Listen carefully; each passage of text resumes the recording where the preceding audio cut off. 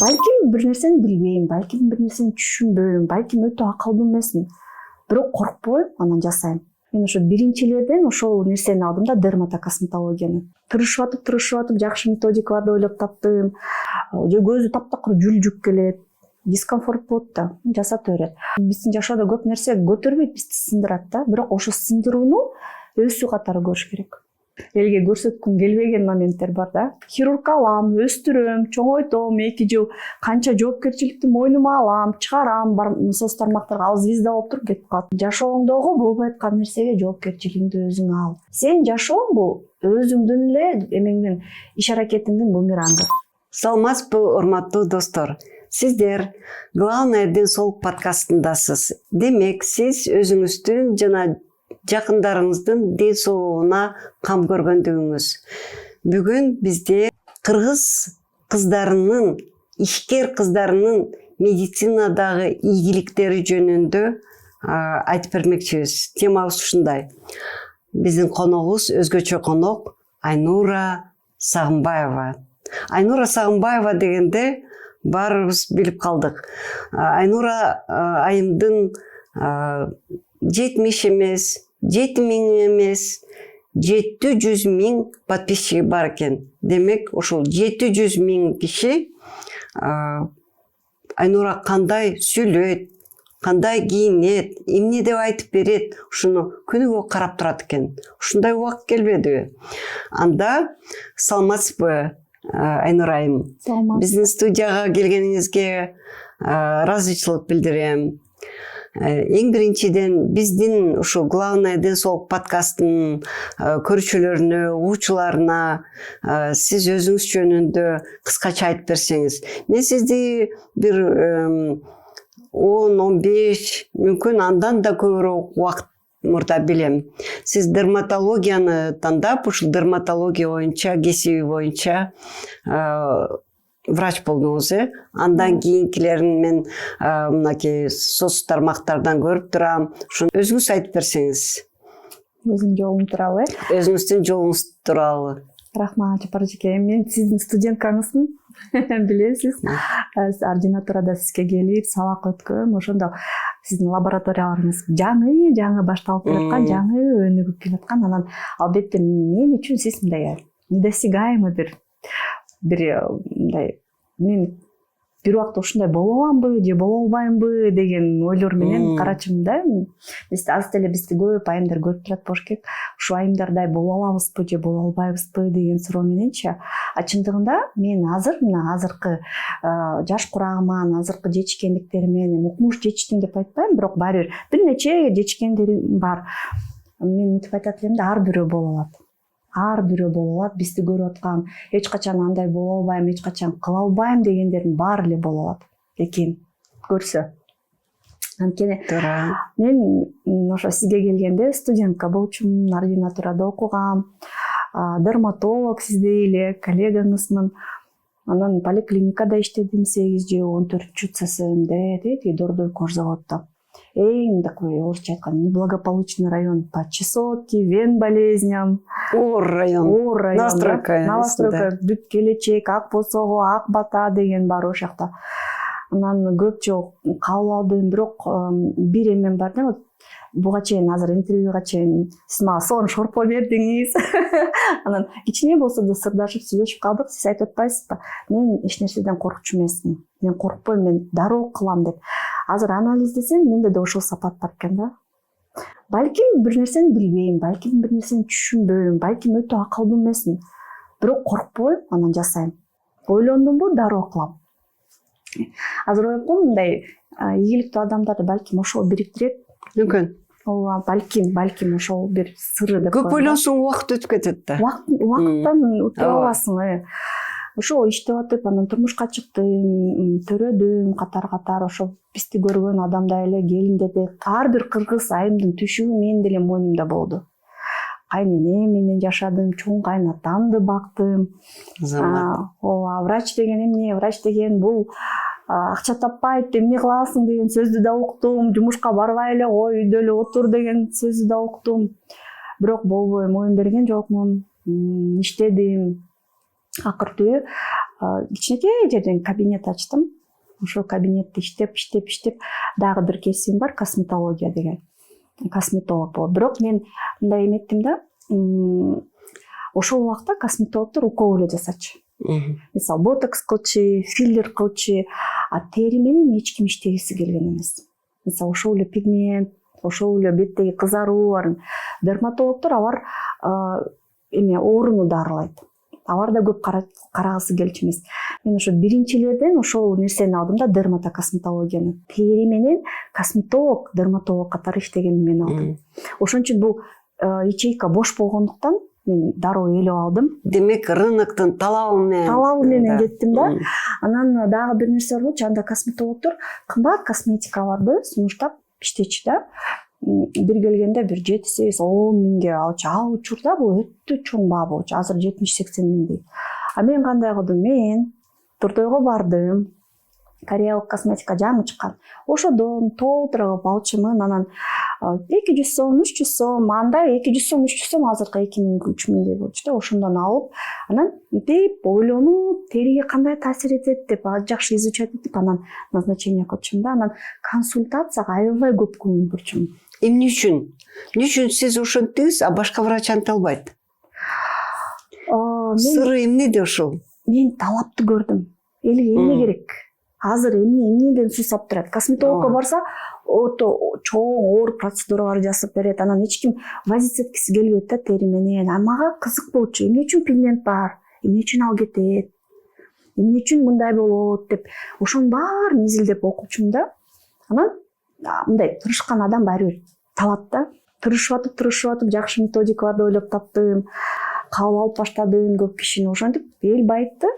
Анан мындай болду, пластика сурма чыгарасыңар деп чалып калышты. Мен ойлодум, керек экен бул. Значит, ушуну коюш керек деп. Анан бир хирургду чакырдым. Ал хирург билем деди, жасайм деди. Бирок билбейт экен, көрсө. Диплому бар экен, бирок билбейт экен. Анан ал канча көздү кескиледи. Андан да мен аябай эме болдум. Мен көзүмдө кесип салды. Анан башкасын алып, аны үйрөттүк. Ошентип. Турмуш үйрөтө баштады. Демек, сиздин мына кесиптеги тепкичтериңиз ийгиликке жеткен. Өзүңүздүн изденүүңүздөн болгон турбайбы? Изденүү, албетте. Эң биринчи иретте. Андан кийин барып, мен өзүңүз рыноктун талабы бар болуп, эми азыркы кезде Айнура Сагынбаеванын клиникасы деп көпчүлүк билет. Ошол менен кут болсун ушул клиникаңыздан. Ар дайым кыздар сулуу болуп чыгып турсун. Деги эле ушул сиз мен билгенден мынакей канча жыл мурда көрсөм дагы андан да жакшынакай жаш болуп көрүнөсүз, андан да сулуу болуп көрүнөсүз. Ушунун сыры айтып кетсеңиз дагы бир жолу. Сыры клиникада болуш керек. Эстетикалык медицинада биз иштеп атыпчы, мисалы пластикадан деле. Мындай да, мен билбей туруп барсам, врачтын көз карашы менен мени сулуу кылам. Ал врач жаман ойлобойт. Бирок ар бир адам көз карашы бөлөк да. Анан сага бул керек. А мен баарын өзүм билем, түшүнөм да.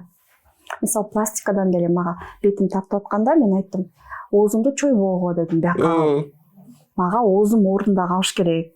Мындай кылып туруп, анан мындай тарткыла депчи. Ошондой нюанстарды көп жакшы билбейт да адамдар. Же косметологиядан бетим ылдый түшүп атат деп барса, филлерлерди куюп салат, анан бети жанагындай эркек эмес, аял эмес болуп калат да, гиалуроновый кылып сууну тартып. Мындай гомофобный, гомосексуальный лицо болуп калат. Ошон үчүн мен өзүм жакшы түшүнөм, анан мага керектүү нерселерди туура жасатам. Эми ушул пластикалык операцияларды же ушундай баарын эле сунушталабы? Мисалы, мен жашымда же кичинекей жашына канча жаштан канча жашка чейин? Азыр болсо пластикамда кенен болду да. Эме жок. Мынча жаштан мынча жашка чейин жок. Негизи пластика бул деген эми адамдын жашоосун сактап калчу эмес да. Бул жөн эле адамдын жашоосунун сапатын жакшыртуучу. Комфорт. Өзүңдү мындай өзүңө ишеним пайда болчу эме медицинанын бөлүмү. Ошон үчүн мейли 18 жаштан баштап төшү жок кыздар келет. Вообще эчтекеси жок. Эркектикинде. Аларга эмне үчүн төш болбойт мисалы? фигурасы начарлар келет, же көзү таптакыр жүлжүк келет, дискомфорт болот да, жасата берет.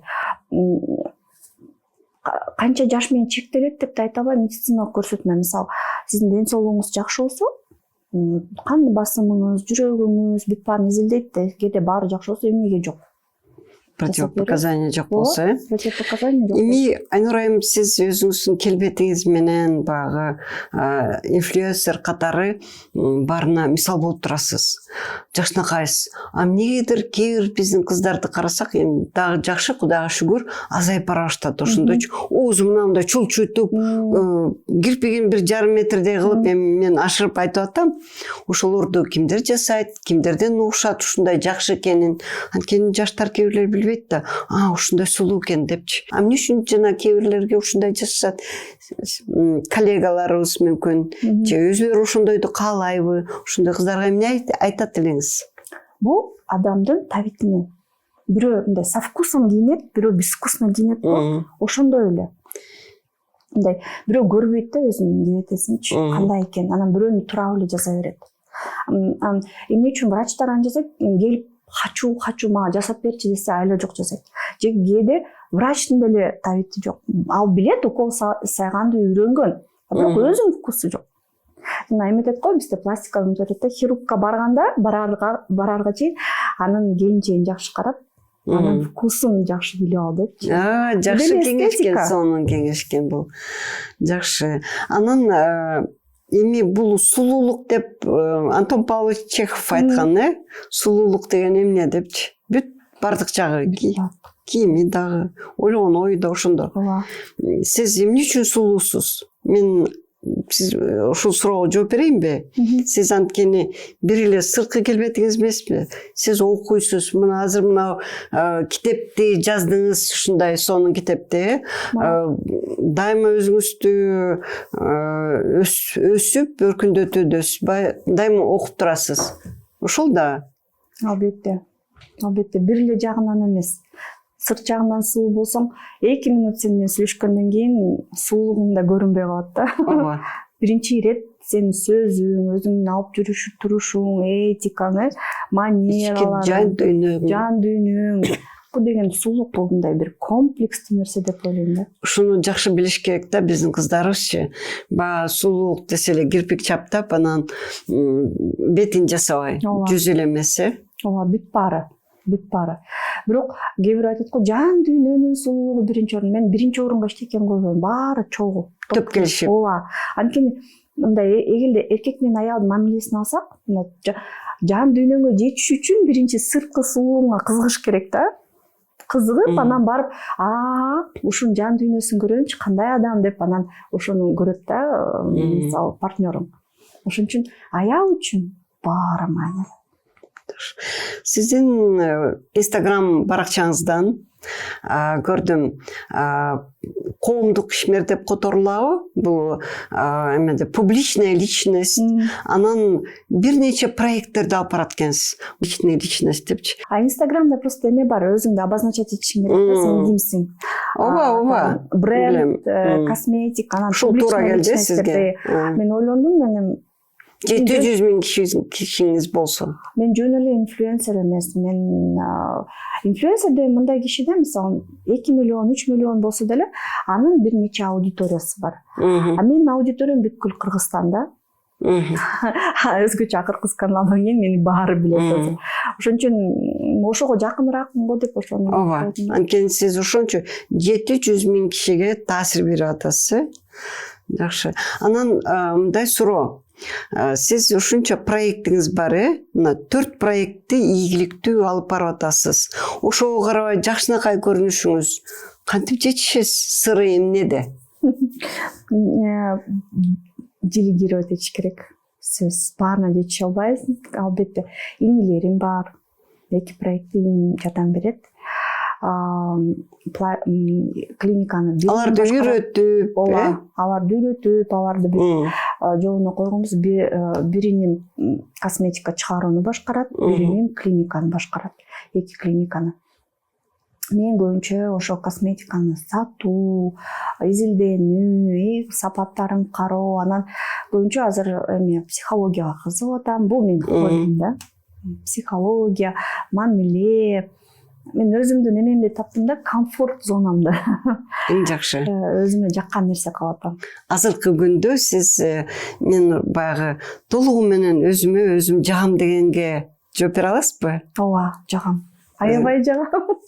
Эң сонун. Ушундай сизде состояние келиш үчүн кандай сапаттар керек? Кыздарга мынакей карап турган кыздар. Сынбаш керек го.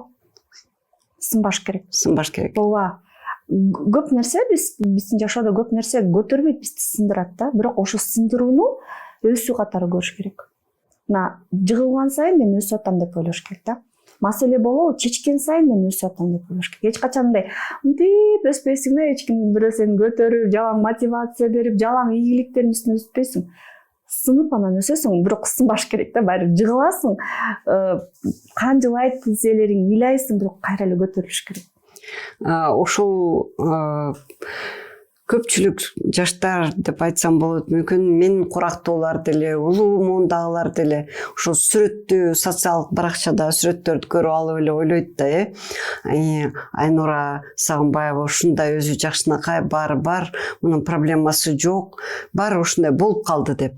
Туурабы? Ооба, сизди деле ошентип ойлойт. Мен да ошентип ойлошот. Жыргап жүрөт деп. Жыргап эле жүрөт. Лыжа терип эле, анан чет өлкөлөрдө эле жетчи. Анын артында көптөгөн эмгектериңиз бар. Мээнет, көптөгөн жаш, көптөгөн мындай элге көрсөткүм келбеген моменттер бар да. Ушул сиз эми мынакей азыркы кезде ушу блогер катары 700 000 киши, мүмкүн андан да көп, сиз YouTube азыр айттыңыз, Телеграмда да бар, мүмкүн TikTokто да барсызбы?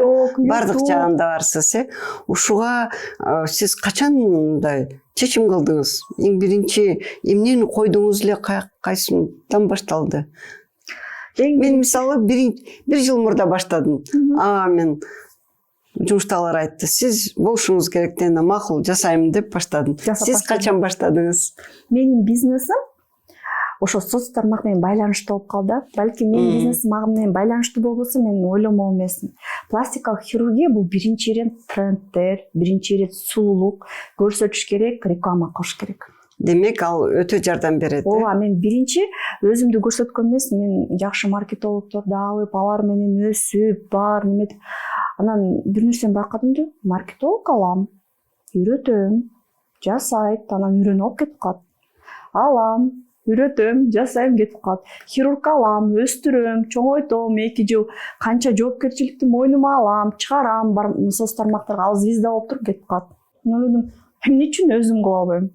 Өзүмдү өзүм звезда, канча звезданы жараттым, өзүмдү өзүм звезда кылбайм деп анан баштадым.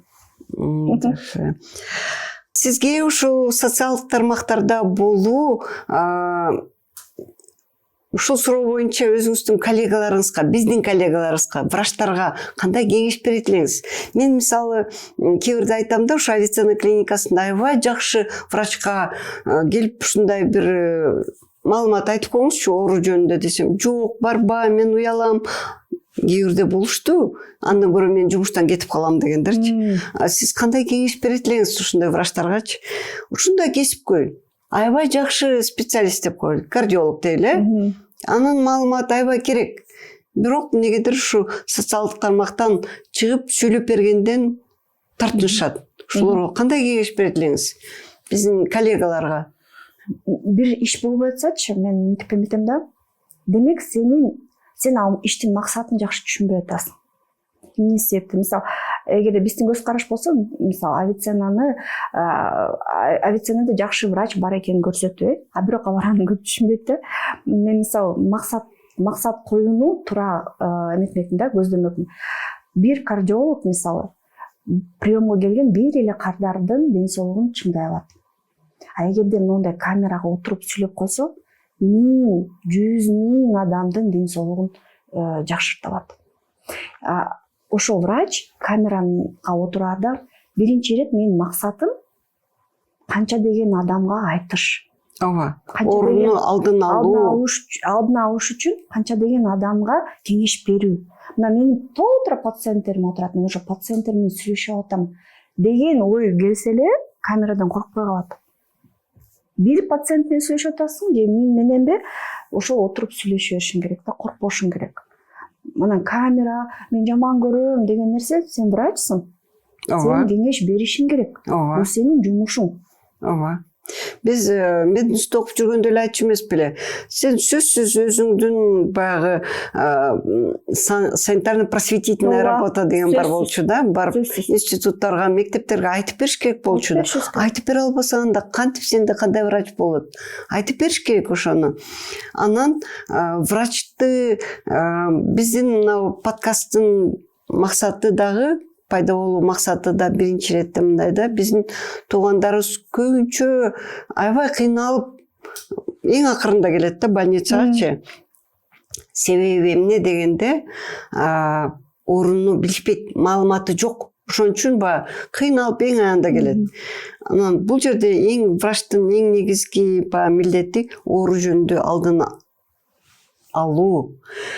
Биз врачтардын биринчи кыялыбызда пациенттер оорубай келсе, оорунун алдын алып, анан кийин өзүнүн ден соолугун баалуулугун билиш керек да. Главное ден соолук дегенде илгертен бери айтылган да, биринчи байлык ден соолук деп. Эмнегедир ден соолугун артка калтырат. Ооба, сөзсүз. Мурда биз монтип мектептерге барып айтсак, аз камеранын алдына эле айта берсек болот. Туурабы? Ошол эле жумушуң. Ушунча проекттерди баштап келатасыз, блогерлик ишиңиз, өзүңүз боюнча үй бүлөңүз сизди колдойбу? Балдарыңыз, жолдошуңуз кандайча колдойт сизди? Ошонун сырын айтып берсеңиз. Кээ бирлер айтат да, кечке эле чыгып сүйлөй бересиңби? Үйдө оокат кылбайсыңбы, жумушун кылбайсыңбы деп. Сиздин үй бүлөңүз кандайча колдойт? Сиз ошо кантип жеттиңиз? Ооба. Бизди көрүп жаткан айымдар деле мынтип ойлошу мүмкүн да, Сагынбаева аябай колдойт, ошон үчүн ага жеңил, мени күйөөм колдобойт деген ушундайды көп угам да мен. Мени деле башында колдочу эмес. Кайненем да колдочу эмес, күйөөм дагы эмне эле кылып атасың, зачем тебе, тартпа, кылба деп эле, аз деле балдарым тартпа деп берет да.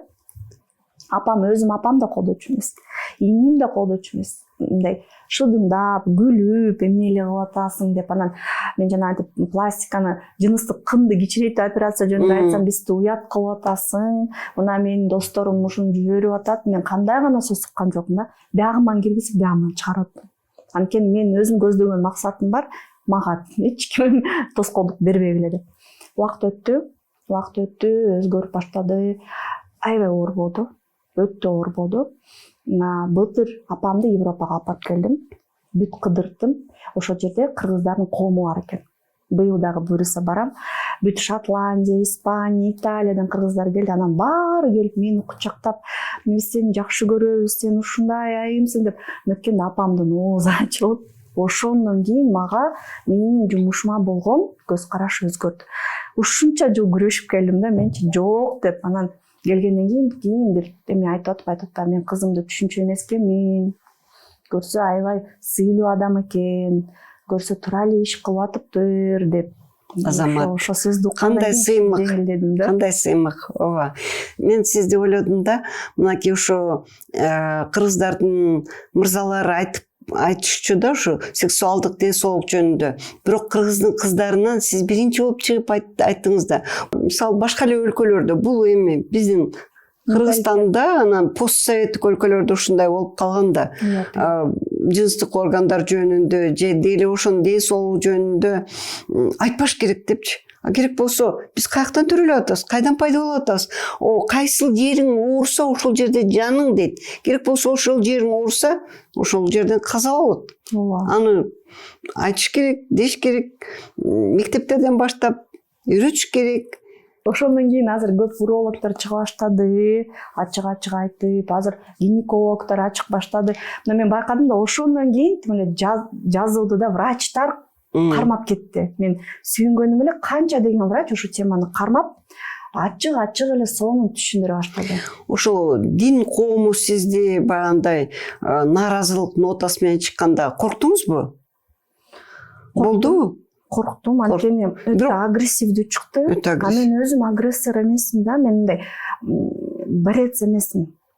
Мен мындай мынтип коркпойм, өз ишимди кыла берем, бирок бирөө менен күрөшүп, карама каршы турган жаман көрөм.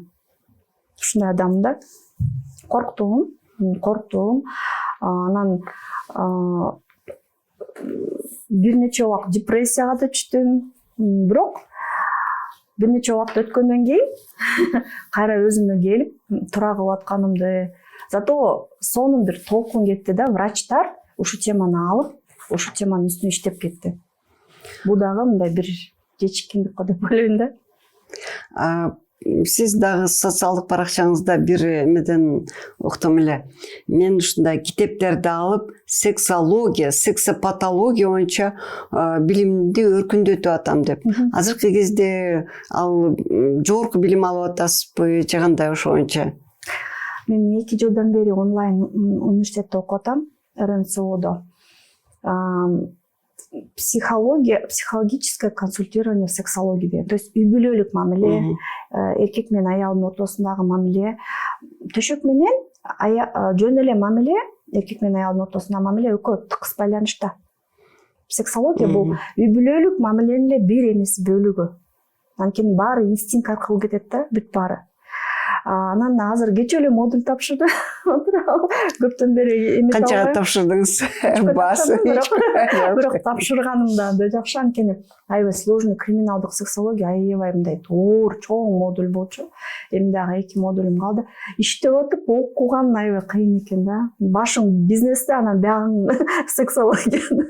Эмнеге ушул именно сексологияга же косметологияны айттыңыз, сексологияга кантип бурулдуңуз? Эмне чечим болду? Кайсы бир эмеден кийин ушундай чечим туруп башка жака барып, аял да, бүт бар аял. Мен аялдын сулуулугу менен иштечимин да. Менин максатым аялды сулуу кылыш болчу. Анан биздин клиникада биз кынга операция кылчубуз да. Мен ошо биринчилерден болуп, анан кийин ошо уже бүт клиникаларда өздөштүрүлдү. Мен пластиканы мындай түшүндүм да, бир эле адис бүт операцияны жакшы жасай албайт экен. Бирөө бетти жасаса, бирөө мурунду жасасын. Лорлорду алдым. Биринчи биз лорду алганбыз мурун жасаганга. Андан кийин гинекологдор таптым. Өзүм төрөп аткан эле роддомдон бирөөнү чакырдыңыз. Аябай жакшы хирургду чакырып келип, ал баштап кетти. Андан кийин бизде 2-3 гинеколог жалаң пластика кылат да. Анан өзүм жасаттым, жакшы реклама кылдым, кетти анан баары. Күнүгө пациенттер келет, алар менен сүйлөшөсүң. Анан эмне түшүндүм? Кыргыздын аялдары көбү бактысыз. Анан ошо жерим кичирейсе эле, ошо жерим менен эле маселе чечилсе эле болду, мен бактым ачылып кетет деп ойлойт экен да. Мен да ошентип ойлочумун. Мен да жасаттым. Күйөөм менен эми бизнес-вумен болгондон кийин мондай болуп атты да. Биз кандай, бизде тестостерон көп болот эмеспи? Мен чечем, мен билем дегенден өйдө болуп атты. Анан ойлонуп баштадым. Так, дело не в этом. Что-то баш менен иштеш керек го деп окуп баштадым, изилденип баштадым. Аябай көп окудум, анан мамиленин үстүнөн иштеп баштадым и действительно сонун жыйынтыктар. Аябай 5 жылда мен аябай өстүм да мамиледечи. Ошого жараша мен изилденип китеп жаздым. Мен жалгыз эмес, канча деген аял бактысыз экен. Канча деген аял ыйлап, эртең эмне болот деп отурат экен. 3-4 төрөдүм, күйөөм менен өйдө болду деп. Мага керек деп ошо сексологияга баш менен кирдим, изучать эттим, университетке өттүм, аны окутуп дагы билим алдым. И ошентип акырын башка тарапка кетип калдым. Бирок негизги максатым аялды бактылуу кылуу экен. Сулуу эмес, бактылуу кылуу. Сулуулук аркылуу, психология аркылуу, бизнес аркылуу аялды бактылуу. Сиздин демек негизги принцибиңиз бирөөгө жардам берүү. Бул деги эле врачтын негизги принциби да. Бирок сиздики ошо башкача жагынан аялды кандайча бардык жагынан, Антон Павлович Чехов айткандай бардык жагынан сулуу кылуу, Ооба. Мен оорун менен иштегим келген жок. Анткени өзүм дагы мындай коркокмун да менчи. Бир аз коркобураакмын. Анан эстетика аркылуу жардам берейин, психология аркылуу жардам берейин деп баары бир врачтык өзүм максатымды аткарып атам десем болот да. Мына сиз мына китеп жөнүндө кызга 40 үйдөн тыюу деп. Кызга 40 үйдөн тыюу деп илгертен калган кыргыздын ылакабы, ушул жөнүндө айтып бересизби? Эмне үчүн ушинтип китебиңизди атадыңыз? Анан кийин ушул канча болду чыкканына? Канча убакыт болду? 2 жыл болуп калды, ушундай убакыт болуп калды. Ушул китеп боюнча сиздин подписчигиңиз кандай отзывдарды берди, кандай турмушун өзгөрттү, ошолор жөнүндө айтып берсеңиз. Биринчи суроо, эмне үчүн ушундай аталды? Бул аталышты мен ойлоп тапкан жокмун, чын айтайын. Котормочу байкебиз ойлоп тапты, бирок мен макул болдум. Аябай кызыктуу деп анан ойлодум, кыз мааниси аял жөнүндө да, аялдын ден соолугу, аялдын психологиясы, төшөк маселеси, климакс дагы бар керек болсо, климакс, гормондор, сулуулук бүт бар анан. Климакс деп мени карап койдуңуз. Жок, менде да болуп атат. Меники да болуп атат азыр. Башталды. Экөөбүз Антип айтпаңыз. Жок, ошого жетет экенбиз да, ар бир эле аял жетет экен да ошого. Туура, болсун. Болсун, жете эле ошого. Бул дагы бакыт да. Ооба. Өзүнчө. Анан кызга 40 үйдөн тыюу деп туруп анан же деп ойлонсун деди да, бирок көбү ошо жени окубай калат да, негеdir. Кызга 40 үйдөн тыюу эмнеге ушундай эме деп эле жесин окугула ойлонгула дегеним да. Анткени кыргыздын кызы ушу кызга 40 үйдөн тыюу деген туурада тиги коңшу эмне дейт, башкача кийингин, тиги эмне деп сүйлөйт, кантип кийинишиң керек деп кыздын өсүп бараткандагысын азыркы этапта кандай экен деп эми толугу менен билебиздечи, бирок мурда таң калган ушул лакапты баарыбыз эсибизде да. Мына сиз айтып атсаңыз, бул кайра да жанданды. Анан бул бир жагынан жардам берет, бир жагынан тоскоолдук кылат. Ошон үчүн ойлонсун дедим да. Ар бирөө өзү чечсин. Кайсы жерден тыюу керек, кайсы жерден тыюу кереги жок. Кайсы жерден кыз өзүн тыйган берүүчү керек. Мен апам мисалы ушундай принцип менен чоңойтты да. Өзүңдү өзүң тый деп. Башында ал мени тыйчу, андан кийин мен өзүмдү өзүм тыйганды үйрөндүм да. Убакытты үнөмдөө үчүн сиздин кандай эмеңиз бар, сырыңыз бар, лайфхак? Мисалы, мына бир ой келди, туура ой, менин оюмча да, ошону эртең жасайынбы, азырбы деген. Жок, дароо. Кээде бул тоскоолдук берет, бир нерсени туура эмес кыла аласың. Бирок көбүнчө эрет ошентип жылбасаң, алыска кете албайсың да. Мен дароо жасайм. Анан кээ бир ойлорумду жазып алам. Тез-тезден жазып алам, пока кете электе да. Ооба. Сонун ойлор учуп кете электе. Ооба. Анан кечээ бир жакшы рилс көрдүм да. Сиз менен макул болуңуз керек. Бул дүйнөдө же бизнестердин эң кыйыны адамды башкаруу. Ооба. Эң кыйыны бул бизнесте негизги кыйын нерсе бул адамды башкаруу депчи. Анан ошо адамды башкарууда өсүшүң керек экен да, дайыма. Адам психологиясын, бул дагы психология экен да. Адамдын психологиясын билип, ал адам эмнени каалайт, ошону түшүнүп, мен мисалы ошодон көп ката кетирдим да. Мен ошол аябай азыркы күндөгү лайфхак экен да. Адамды башкарууну билүү бул бизнестин эң чоң сыры экен. Же болбосо эгерде сени же мени түшүнүп турса бирөө, экөөбүз шайкеш болуп турсак, анда ошондо бакыт дейт. Мен айтканыма сиз да макул болсоңуз, ошол эле жумушта да ошондой да. Ооба. Мага көрүнөт, мына мисалы мону жасап коюңуз, мындай жасап коюңуз десе оңойдой эле көрүнөт. Бирок ал киши түшүнбөй калса, ошондо капаланасың. Ооба. Же ал киши тескери мени түшүнбөй атат деп, ошон үчүн бири-бирин түшүнүү. Туура адамды табуу жана ошол адамды туура үйрөтүү. Ошо эки чоң мындай эме экен да. Эми бул бизнесте өтө эле убакытка жараша өзгөрүүлөр болуп атпайбы? Эгерде мисалы мен ошо өзүмдүн ишкерлигимди 20 жыл мурда баштасам, 20 жыл, какта 20 жыл, 25 жыл болуп кетти. 25 жыл мурда жазсам, азыр башкача убакыт такыр эле адамдардын психологиясы өзгөрдү, мен өзгөрдүм, убакыт өзгөрдү, өтө башкача. Азыр эми искусственный интеллектке кирип калдык. Баарын колдонуш керек. Жаңы чыгып аткан нерсенин баарын колдонуп, баарын үйрөнүп, ошону киргизиш керек да. Сөзсүз. Ооба, мен баягы абышкам айтып калат. Деги жаның тындырчы. Сага эмне керек бул? Отурбайсыңбы депчи. Ооруп каласыз. Эч ким айтпайлы, өзүм жанындагыларчы. Сизге болбойт. Негизи монтип энергиясы ташып турган адам сөзсүз бир эме кылыш керек экен. Ооба.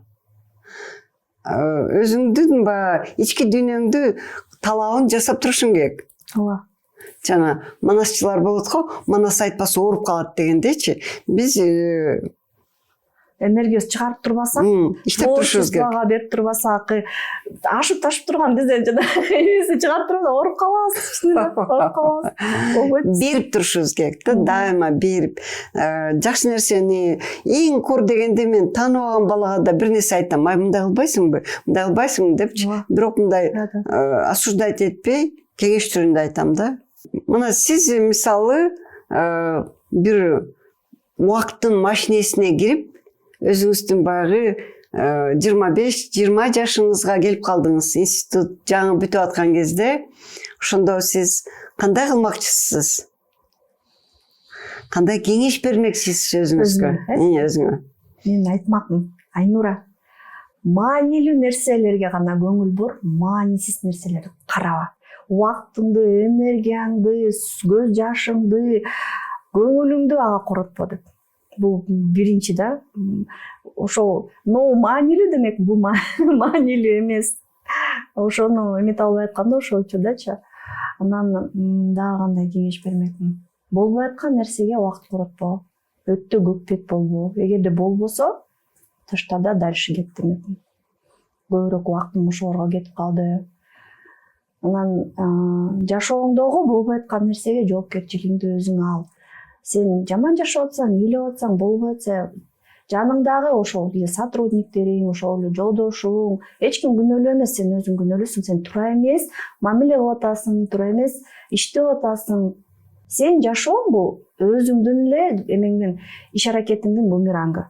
Күзгүсү. Ошол мен ойлойм, азыр көрүп аткан бизди кыздар ойлонот ал жөнүндө. Анан кийин кайсынысы маанилүү, кайсынысы маанилүү эмес. Чынында эле болбогон нерсеге капаланып, канча убакыт кетти, канча өмүрүбүз кетти, канча суулар акты дегендейчи.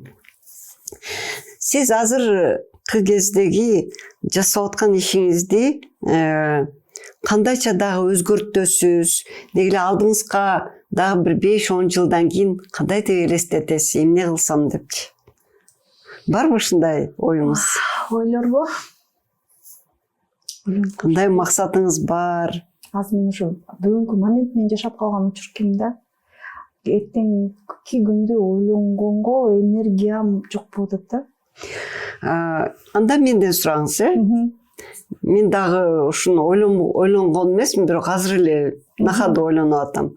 Мен азыр мен 65-темин, ошондо 10 жылдан кийин 75-те мен ушундай эле болгум келет. Ушундай эле окуп, үйрөнүп, ушундай эле алып баргым келет. Сиз деле ошентесиз да, Анда эң негизгиси ден соолукту сактоо. Ооба. Ден соолук сактоо. Тура экен. Ден соолукту сактоо. Мен ушу кечээки күнүмдү ушу чекаптан өткөндөн баштадым. Баарын эле айта беребиз да, чекап өткүлө, керек болсо апаңа тиги алтын подарить этпей, бирдеке эметпей, андан көрө ден соолугун тартуулагын, ден соолугуна көңүл бургун депчи. Анан өзүм айта берип, өзүм да барышым керек деп, бирок барып эле жүрчүм. Быйыл болсо эмеге тартып, баарына көрсөтүп, ушундай кылайын дедим. Туура. Ден соолукту карап. Мен мынтип ойлоп калдым да, 40 убактачы, мен деле 44-кө чыктым. Жаш кыз эмесмин, Тиягым ооруп калат, биягым ооруп калат. Антип калмам, врач болгондон кийин дароо ойлор келет. Жаман илдет эмеспи, бул эмеспи, чуркап барасың дароо. Анан ойлоп калдым да, жаш кезекте биз көбүнчө күнүмдүк убакыт менен жүрүп кеткенбизде, балдар чоңойтуш керек, тигинтиш керек. Анан билбейм, 40тан өткөндөн кийинби эң негизги байлык ден соолук экенинчи даң этип түшөт экен да. айта беребиз, а бирок действительно өзүң ошону сезген убактың 40тан өткөндөн кийин башталат экен да. Ага чейин деле башталса жакшы болмок.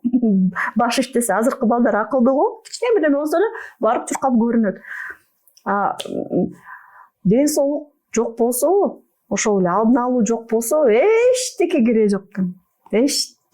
Ооба. Здоровье не все, но все без здоровья ничто дегендейчи.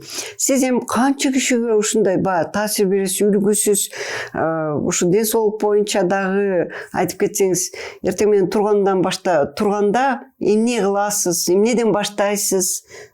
Кандай ден соолукка көңүл бурасыз? Ден соолукка менин жок дегенде колуман келишинче спорт кылганга аракет кылам. Эми колуман келишинче. Ооба. Фитнес залга 3-4 сааттан барып кыла албайм, убактым жок ага. Бирок үйдөн чоюлуп, беговой дорожкага чуркап, бул сөзсүз. Күнгө болбосо да күн алыс. Экинчиден, тура тамактануу менин жашоо образымда. Мен лагман, манты, шашлык жейм адам катары. Бирок жеген сайын мен ойлойм да, бүгүн мен канча калория короттум, мен буга жегенге укугум барбы же укугум жокпу бүгүн. Бир жумадан бери жей элекмин, мейли жеп коеюн деп. Мындай жеңил тамак жегенге аракет кылам. Анткени мен айылда жашабайм да. Мен оор жумуш кылбайм, көп калория коротпойм, мен мээ менен иштейм. Демек, мага ошого жетиштүү калория керек. Биздин күнүмдүк иштеген жумушубуздун 1/3 бөлүгүн мээ жеткен да. Энергиябыздын. Ошо тамакка көңүл бурам, спортко көңүл бурам, анан нервтенип баратканда өзүм токтотом. Бул дагы ден соолукта. Стресс болуп баратканда өзүм токтотом. Айнура токто. Азыр эстрогендерим түшөт, кортизол көтөрүлөт, тестостерон көтөрүлөт, анан кисталарың чоңоёт. Кой. Бул эртең ойлоном, эртең чечем деп мен ушул принципти алгам. Бүгүн чече албасам, Скарлетт. Эртең ойлоном, эртең чечем. Бүгүн ойлонбой эле коеюмчу деген принцип. Ошо анан чекап өтүп турам. Азамат. Ушул чекап боюнча мынакей сиздин клиникаңызда шарттар бар, ушуну официанада бар, любой поликлиника, больницада бар. Бизде только пластика. Пластика жасалат. Жакшы. Анда мен сизге бир 10 суроо даярдадым. Эмне деп айтылат? Блиц опрос деп. Кыска жооп бергенгечи, эгер медицина тармагына келбесеңиз, кайсы кесипти тандамаксыз? Дизайнер. Эң сонун. Ийгиликтүү жана бактылуу аялдын 3 негизги сапаты. Сабырдуулук, чечкиндүүлүк жана акылмандык. Кайсы жашта аял толук ачылып, өзүн эркин сезет? 40тан өткөндөн кийин. Аялдардын сулуулугу тууралуу эң чоң миф кайсы? Бир эле нерсеге басым жасайт да, же сырткы сулуулук, же ички сулуулук. Миф бул. Бактылуу нике бул сүйүүгө же эмгекке негизделиш керекпи дейт. Сүйүү эле болсо нике бекем болобу? Же дагы эмгек дагы? Эмгекке көбүрөөк. Экөө айкалышса, мен оюм экөө айкалышса да сонун болот, Анда эң жакшы көргөн жериңиз кайсыл? Эң жакшы көргөн жерим Мыскөл. Сон. Жашооңузда сизге эң чоң сабак болгон окуя же учур кайсы? Эң чоң сабак болгон окуя көп болду да, эң чоң деп айта албайм, көп болду. Сизди алдыга умтулткан, шыктандырган негизги күч эмнеде? Мен эстетиканы жакшы көрөм. Анан өмүр бою мындай кооздук менен курчагым келет да өзүмдү. Кооз адам, кооз ойлор, кооз жерлер. Ага жетиш үчүн иштеш керек. Аракет кылыш керек. Жашоодо эң пайдалуу адатыңыз? Чечкиндүүлүк. Кайсынысы сизге оор жумуш? Врач болуу же блогер болуу? Врач болуу оорураак. Бул мындай аябай оор жумуш да. Жашоодогу чыныгы ырахат алуу үчүн аял затына эмне керек? Гармония. Эгерде дүйнөдө бир нерсени өзгөрткүңүз келсе, мисалы сиз, мисалы деп коечу, Мелания Трампсыз. Анда кандай эмнени өзгөртөт элеңиз? Дүйнөдө Ооба. согуштарды токтотмокмун. Инсан. Айнур айым, сизге чоң рахмат. Мен ойлойм дагы көптөгөн суроолорду биз убакытка байланыштуу айта албайбыз, ошону козгой албайбыз, ача албайбыз. Эң биринчи иретте сизге мен чың ден соолук каалайм. Анан сизди адамдар баары түшүнүп жүрсүн. Ушундай акыбалга жетиңиз өзүңүз. Рахмат. Рахмат сизге.